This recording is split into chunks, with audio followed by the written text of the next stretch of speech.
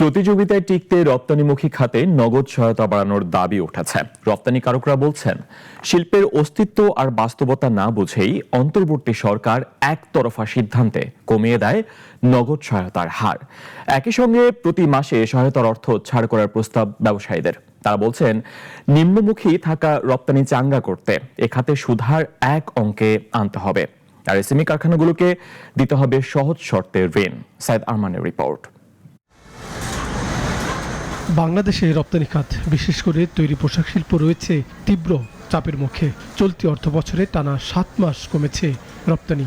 বিশ্ববাজারে চাহিদার মন্দা, অতি উৎপাদন খরচ, বৈশ্বিক অস্থিরতায় ক্রয়াদেশ কমছে দিন দিন।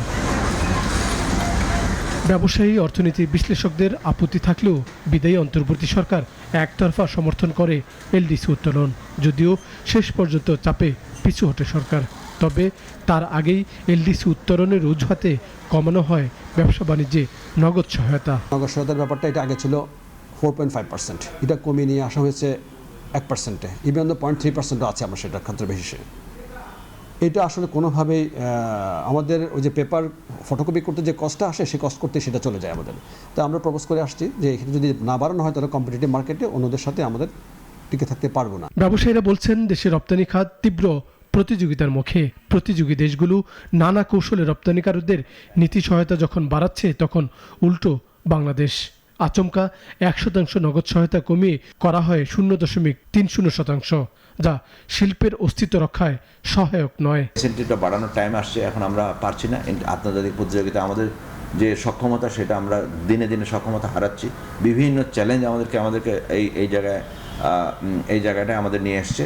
আমরা মনে করি যে আমাদের আবার আগের মতো কিছু প্রণোদনা বাড়াতে হবে।